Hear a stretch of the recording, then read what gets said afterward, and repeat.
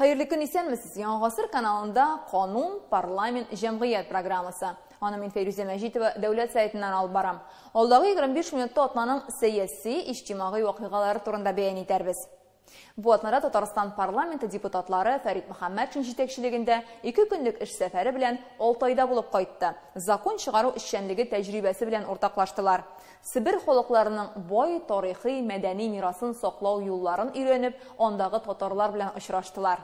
Киләчәктә канун чыгару юнәлешендә 2 төбәк махсус имзаланган килешү буенча хезмәттәшлек итәчәк. Эшлекле сәфәрнең мизгелләре безнең алдагы репортажда. С большим удовольствием встречаем сегодня делегацию. Татарстан хезмәттәшләрен Алтай парламентарийлары үзләре чакырган. 2004 елның 7 июлендә имзаланган документны яңартырга исәпләре. Ул сәүдә икътисади, гыйльми техник элемтәләрне барлап, гуманитар тармактагы багланышларны ныгытырга булышкан. Фәрит Мөхәммәтшин искәрткәнчә, бүген килешү юнәлешләрен тагы да киңәйтер вакыт, чөнки тәҗрибә бик күп тупланган. Татарстан өчен агросәнәгать һәм туристлык буенча Алтай белән хезмәттәшлек кызыклы. Шулар билгеләнгән документны Фәрит Мөхәммәтшин һәм Артур Кахоев имзалый. Алтай Республикасы белән үзебезнең Татарстаныбызның сәясәте ныгытып, халыкара монда килешүләр, туристлар килергә теләүчеләр бик күп, авыл хуҗалык эшләрен, агро якларны карарга, шуны менә искә тотып, без бүген килеп танышып, имзаладык һәм яңа шушы соглашение, шушы документ безне тагын да якынайтыр. Дәүләт җыены залында Татарстаннан сайланган Россия Дәүләт Думасы депутатлары белән хезмәттәшлек күп милләтле республикабызда тынычлык, татулыкны саклау буенча алып барылган сәясәт турында сөйләделәр. Артур Кахоев Фәрит Мөхәммәтшинга парламентара хезмәттәшлекне үстерүгә һәм ныгытуга зур шәхси өлеш керткән өчен Алтай парламенты дигән истәлек медален тапшырды. Межпарламентского сотрудничества. Алтай Евразия йөрәге стеласында Татарстан Дәүләт Советы рәисе катнашында 2006 елның июлендә Алтай шигендә истәлек билгесе буларак ачканнар иде. Аны республиканың беренче президенты Минтимер Шәймиев башлангыч белән эшләтәләр. Алтай халкының Россия составына үз теләге белән керүенә 250 ел тулуга бүләк итеп тапшырылган. Һәйкәл төрки халыкларының берләшү билгесе кебек. Стела янәшәсендәге скверда парламентарийлар ирбет үсентеләрен утыртты. Спасибо большое, дальше, ребята. Җиңү паркында Бөек Ватан сугышында ватаныбызның азатлыгы өчен һәлак булганнарны искә алып, сугышчылар һәйкәленә чәчәкләр салдылар. Алтай дәүләтчелегенә нигез салучыларның берсе Григорий Чорыс-Гуркин хәтерендә мәңгеләштерелгән. Аның һәйкәл янында 11 октябрьдә сәяси репрессиялар корбаннары истәлегенә очрашулар уза. Туганнар, дуслар, хөрмәтле Артур Павлович, парламентская делегация признательна за приглашение посетить вашу республику.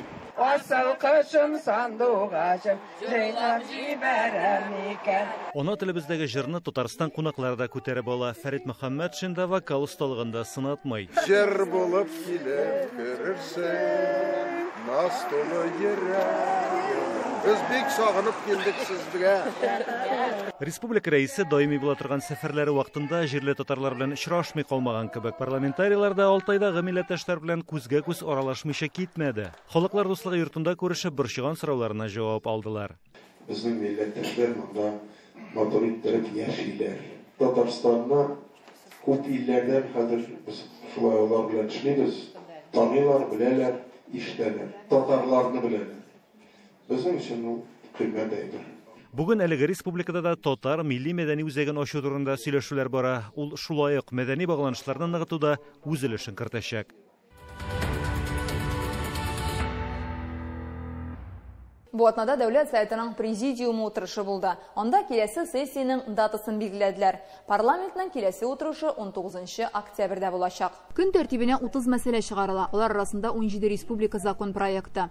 Җирле үзидарә законына, уртак һәм кеше эшмәкәрлек үсеше, Татарстанда дәүләт милкен хосусыйлаштыру, иҗтимагый палата турында кануннарга үзгәрешләр кертү планлаштырыла. Бу атнада бюджет турындагы закон проекты дәүләт сайтына кертелде. Ул алдагы 3 елга исәпләнгән. Якын арада документны комитетларга тапшырачак. Һәм парламентта республиканың төп финанс законы турында фикер алышу башлана. Киләсе елга республика бюджеты турындагы закон проекты 2 ноябрьдә сессиядә каралачак. Аңа кадәр ул комитетларда өйрәнеләчәк. Хәзер җәмгыятьне борчыган мәсьәләләр турында. Йорт яңа, проблемалары баштан ашкан. Дивар янынан жер убыла, подъезд пычрак, ишек алларын чистартмыйлар. Казанның Сиров урамындагы 51-нче йортта яшәүчеләр безнең редакциягә шулай дип мөрәҗәгать итте. Алар идарәче оешманы үз вазифаларына карата битарафлыкта гаепли. Шуңа күрә аны башкага алыштырырга булганнар. Әмма шул ук вакытта ТСЖ төзергә теләгән икенче төркем барлыкка килә. Бер фикергә килә алмаган халык һәм аларны борчыган мәсьәләләр турында Чулпан Касыймова. Здесь, как мы можем видеть, соответственно, идет нормальный асфальт и резко идет провал. Монда ярыклар йорт нигезенең буеннан буена сузылган. Биредә яшәүчеләр өйләре бер якка авышырга мөмкин дип курка. Аның астында машина кую урыннары урнашкан. Естественно, квартиру здесь взяли из-за того, что есть очень хорошее месторасположение, нам близко до центра. Без фатирны моннан урынайбат булганга алдык. Шәһәр үзәгеннән дә ярак түгел. Машинасыз барам дисәң метро якын гына. Кибетләр янәшәдә транспорт уңайлы.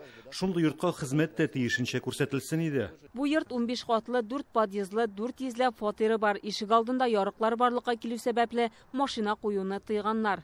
Кыш буе кар чыгарылмый бу нидән, двордан безнең.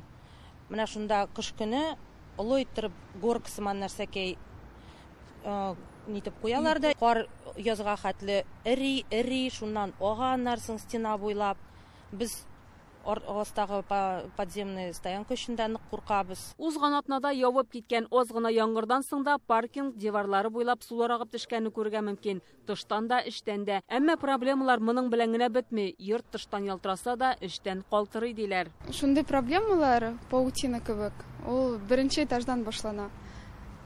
Зур пауклар, зур паутиналар, алар вещь уже заполонили дигән кебек инде. Заявка биргәне була, проблема не решается. Биредә яшәүчеләр әйткәнчә, лифтларда еш ватыла, домофон төзек түгел, югары катка күгәрченнәр ияләшкән, фатирларга кырмыскалар үтеп кергән. Безнең управляющий компания бер сорауны хәл итәргә өчен заявление язырга кирәк. Син заявлениен кулында булмасаң, язылган, принято на руки и анда сроклары шундый куелмаган, до какого числа должно быть исполнено. Ул возможно даже и селкенмәс дә. Бу йортта яшәүчеләрнең бер төркеме үзләренә хезмәт иткән Оржев бер идарәче оешмасын алыштырырга тели. Икенче берәүләр торак милекчеләре ширкәте оештыру яклы. Просто хотим, чтобы сами руководить своим домом, навести порядок. Йортыбыз һәм ишек алдыбыз белән үзебезнең идарә итәсебез килә. Шул вакытта бар җирдә тәртип булыр иде. Коммуналь хезмәтләр өчен дә кимрәк түләрбез. ТСЖ булган җирләрдә арзангарак чыга. Әлегә аның рәисе итеп үземне тәкъдим иттем. Тора-бара кемне телиләр, шуны сойлап куярлар. Я-то уверен, что я справлюсь. Мы не уверены, мы вас не знаем.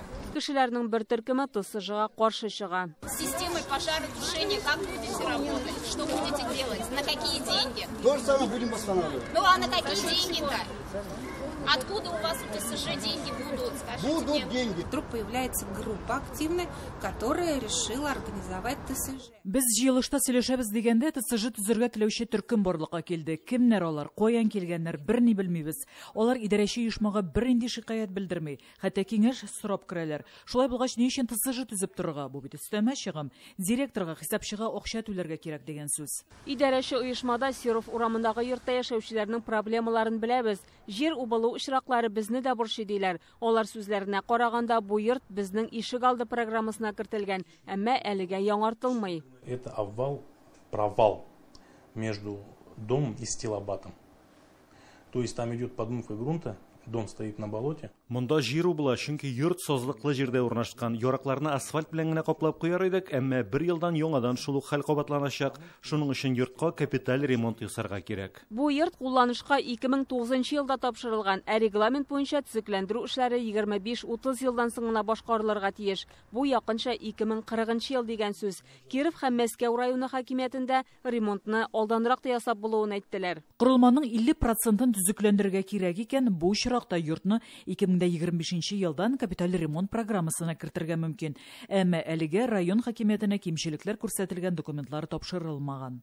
Проблемалы йортта яшәүчеләр прокуратурага да мөрәҗәгать иткән. Хәзер бу мәсьәләне өйрәнәбез дип җавап бирделәр күзәтчелек органында. Казан торак инспекциясенә дә хат язганнар, әмма берни дә үзгәрмәгән. Без Татарстанның дәүләт торак инспекциясе белән элемтәгә кирдек. Алар Сиров урамы 51-11 йортта яшәүчеләрдән гариза килмәде дип җавап бирде. Мөрәҗәгать булган чиракта тикшерәчәкбез ди инспекция җитәкчесе Сергей Крайнов. Гыйнвар аена кадәр башка идарәче оешма сайлау яисә ТСЖ булдыру буенча халык үзара тавыш бирә ала. Алар уртак фикергә килергә тиеш. Әлегә шушы шартларда яшәргә мәҗбүр булалар.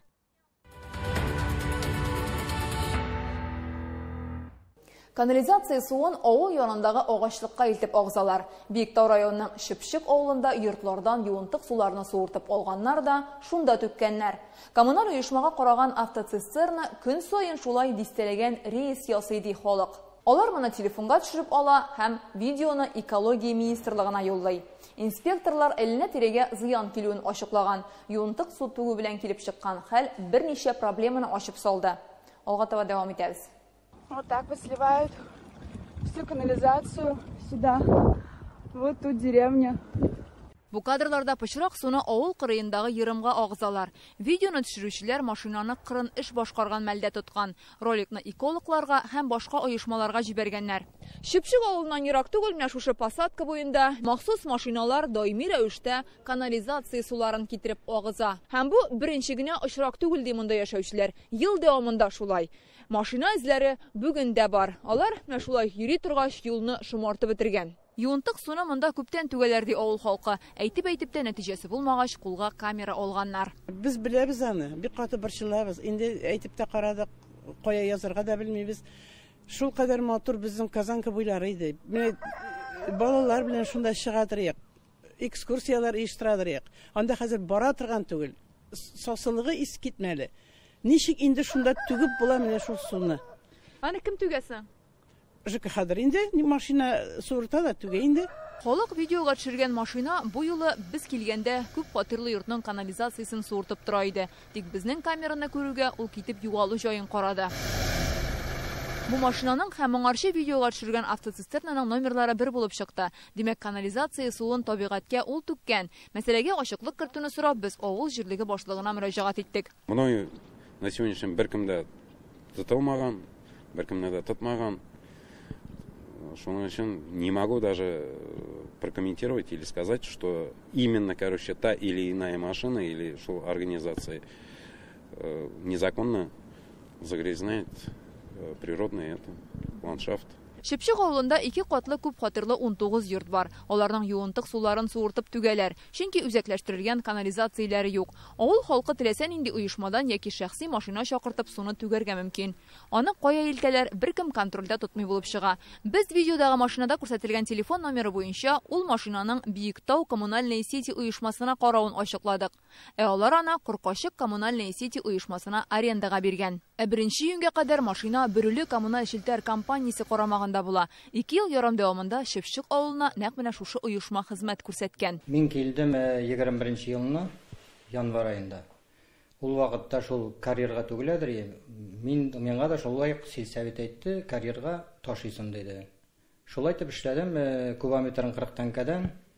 Убытык, конечно, ташыдым, бер сүзсез эшләдем. Беренче июньнән мин анда эшләмим. Миңа килделәр участковыйлар.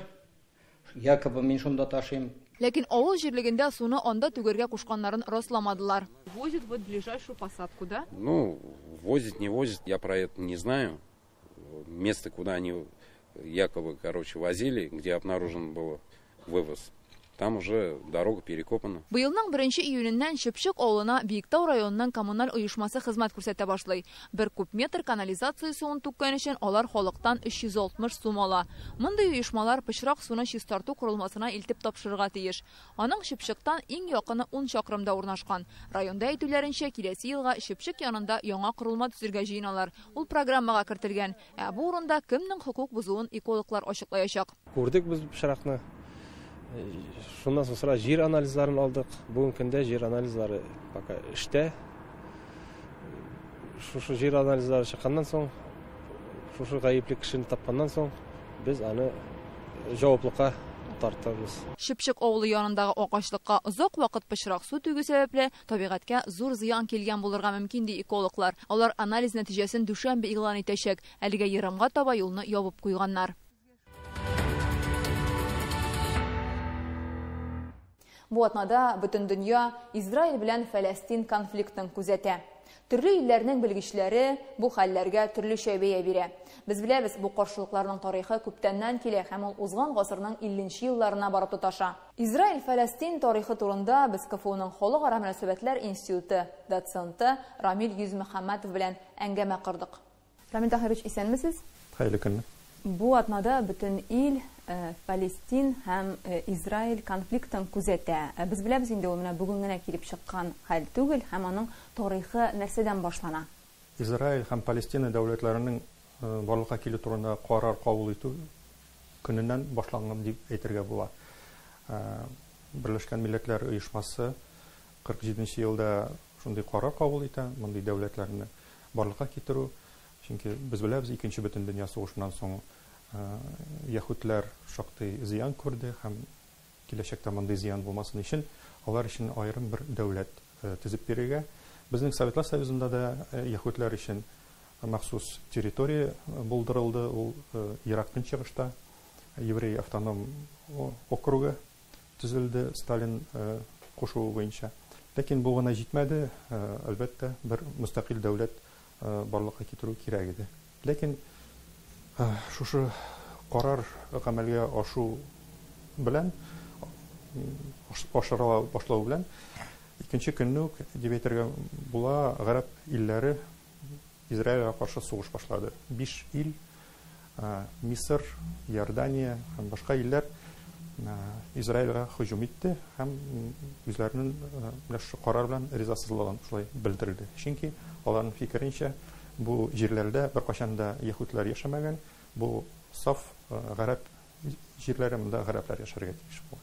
Шуңа күрәбез, иң беренче көннәрдән башлап ук монда сугыш башлана. Һәм менә бөтен Израиль, хәзерге Израиль дәүләтенең тарихы бу менә шу сугышлар белән шулай башкарылган. Бу каршылыкларның менә бүгенге хәлләргә әверелүе, ул ни өчен менә хәзер килеп чыкты? Монда төрле фаразлар бар. Ләкин шуны күрергә кирәк.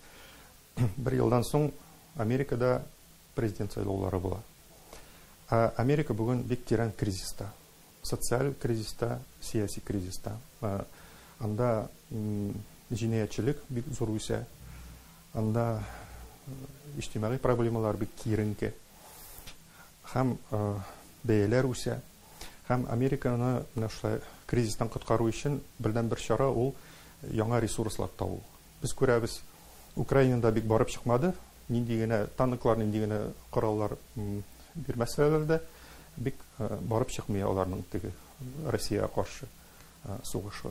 Анары Карабахта да тынычлык хәзер Илһам Алиевның зирәк сиясәте нәтиҗәсендә хәзер инде гомумән бу проблема юкка чыкты. Әле 2 атналык бу вазыят андый түгел иде. Әле 2 атналык без уйлыйдык, бәлки НАТО гаскәрләре Азәрбайҗанга килеп, теге миротворецлар булып, шунда узакка калдырырлар дип уйлаган. Ләкин Илһам Алиев бу әйберне юкка чыгарды. Һәм димәк, Кавказ инде ялкынга урылмаячак.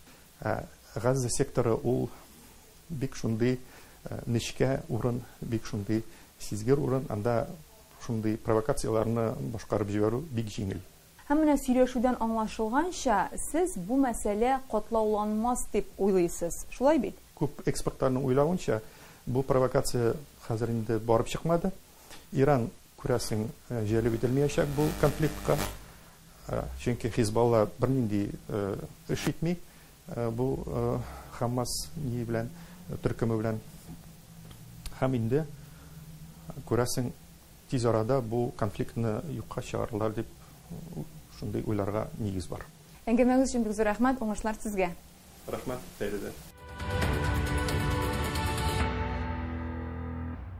Россиядә махсус хәрби операциядә катнашучылар һәм аларның гаиләләренә ярдәмне арттырырга телиләр. Бу хакта Ватанны саклаучылар дәүләт фондында узган түгәрәк өстәлдә билгеле булды. Аның җитәкчелеге Казанда эшләүче ярдәм фондлары һәм шәһәр думасындагы хатын-кыз депутатлар белән очрашты. Филиал июньдә ачылган иде. Шул вакыт эчендә монда 3000 мөрәҗәгать алганнар. Нинди мәсьәләләр белән киләләр? Илдар Сафиуллин белеп кайтты. Ватанны саклаучылар дип аталучы дәүләт фондының Казандагы филиалы июнь айыннан бирле эшли. Шул вакыт içендә монда 3000 артык мөрәҗәгать булган. Менә күргәнебезчә, әлеге капма каршы ишекләр ачык торалар. Бу очраклыгына түгел, бирдә психологлар эшли. Алар монда килгән бер кешене үзләре кабул итә. Кешегә күп очракта бер файдалы киңәш, җылы сүзнең дә киләчәктә тормышта зур йогынты ясавын бирдә бик яхшы аңлыйлар. Биредә бер белгечкә мөрәҗәгать итеп барлык гозерләрне җиткерергә мөмкин. Монда күп функцияле үзәк, пенсия фонды, социаль иминиятләштерү, республиканың матди ярдәм үзәге хезмәткәрләре белән даими элемтәдә торалар. Махсус хәрби операциядә катнашучыларның гаиләләре төрле сораулар белән мөрәҗәгать итә диләр. Күптән түгел СВОдагыларның туганнары өчен Идел елгасында теплоходта экскурсия оештырганнар. Махсус хәрби операциядә катнашучыларның гаиләләренә ярдәм итүне арттыру өчен Казан шәһәр думасының хатын-кызлар депутатлары Өмет Надежда берләшмәсе һәм башкарма комитет белгечләре Ватанны саклаучылар фондының Казандагы филиалына килде. Түгәрәк өстәл янына җыелып фикер алыштылар. Даже в работе вот по этой системе не хватает нам даже между собой взаимодействия. Безгә кайчакта үзара хезмәттәшлек җитми. Ватанны саклаучылар фондында кемгә нинди ярдәм кирәген төгәл беләләр. Без дә бу ашырга телибез. Мисал өчен безгә Тол ханым ярдәм сорап килде. Ире СВОда һәлак булган, 3 бала белән калган. Сабыйларны каршыларга кеше кирәк ди. Кемгә мөрәҗәгать итәргә дә белми. Казанда игелекле Казан оешмасы бар. Алар һәр чак ярдәмгә әзер. Бу хакта фондның филиалы аша киң җәмәгатьчелеккә җиткергә телибез. Мөрәҗәгатьләрнең күбесе түләүләр белән бәйле, кайчакта тиешле документлар булмый ди Ватан хәрбиләре гаиләләре комитетының төбәк штабы җитәкчесе Ангелина Галимова. Аның хәзер үзенең дә ире СВОда. Супруга погибшего, у нее 2 детей маленьких.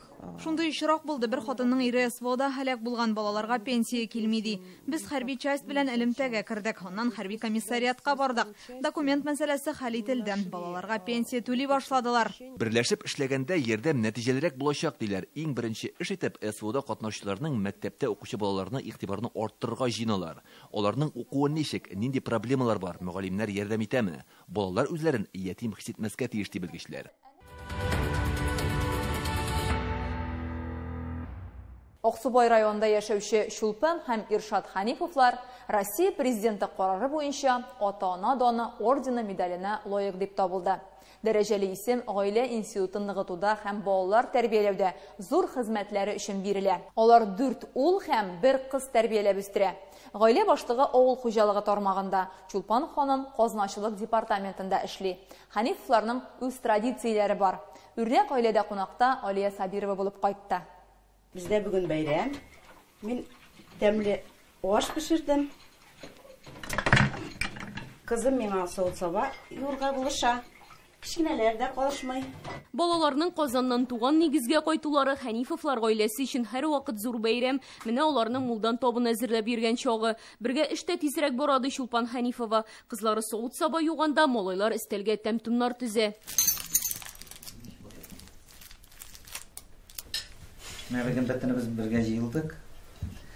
Ашыгыз тәмле булсын. Өйдә 5 бала өчен кадерле әти-әни алар эштә үз һөнәрләренең осталары. Гаилә башлыгы авыл хуҗалыгы тармагында агрофирма башкарма директоры Чулпан ханым Аксубай районының казначылык департаментында хезмәт куя. Һөнәри эшчәнлектә аларның икесенең дә үз казанышлары бар, әмма йорт учагы җылысы һәр вакыт үстен булды диләр. Күп балалы гаилә булсак та без авырлыкны сизмибез. Чөнки балалар безгә булышалар. Малайлар әтиләре янында, кызыбыз минем янында. Ну, малайлар әле миңа да булышалар. Савыт-саба юырга, идән дә юалар. Безнең бөтен теләгебез шул инде. Үссеннәр, эшчән булсыннар, тату булсыннар, ярдәмчелек булсыннар. Мәхкәмәсенә дә Сентябрьдә ил башлыгы указы буенча Ханифовлар ата-ана даны ордены медаленә лаек дип табылды. Үрнәк гаиләгә дәрәҗәле бүләкне тиздән республика җитәкчелеге тапшырырга тиеш. Иң беренче бу бүләк турында мин белеп алдым, сайттан күрдем. Аннан соң скриншот ясадым да ирем белән иремә җибәрдем. Ул миңа молодец әнисе дип язды.